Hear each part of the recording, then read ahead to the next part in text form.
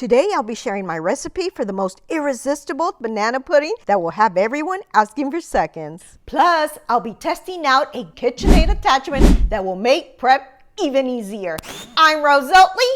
Let's get cooking. Start by adding 2 cups of cold milk to a bowl. Next, add 1 14-ounce can of sweetened condensed milk. Now add half a teaspoon of vanilla extract. Add a 5.01-ounce vanilla instant pudding mix. I'm using the Jello brand. Whisk until the pudding is silky and smooth, creating a rich, sweet base. Once it's smooth, we want to refrigerate for 30 minutes.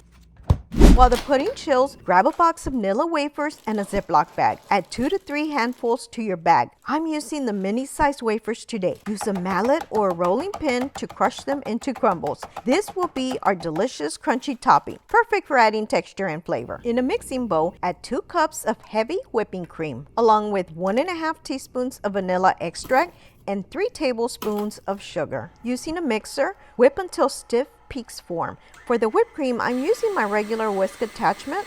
You want to start at low speed and work your way up to prevent splatter. Now grab your pudding from the fridge. If you shake it, it should be firm and not liquidy. It should look just like this. Add all your pudding to your whipped cream.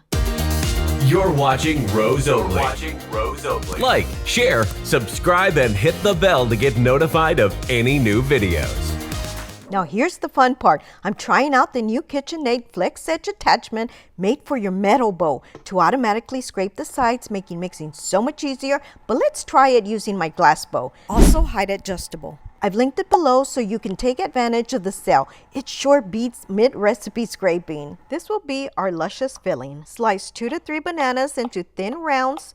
Fresh bananas had a natural sweetness and a creamy texture. I'll be using 12-ounce cups, but you can use a bowl or a pan if you prefer. Start by breaking up some wafer crumbles at the bottom of each cup. I'm doing about 8 mini wafers each. Now add about 2 good-sized spoonfuls of banana pudding for your second layer. Then top with banana slices. You can put them on the sides as well, or just add a layer. Repeat the layers, wafers, pudding, bananas until nearly full. For a twist, you can add caramel or chocolate syrup to some.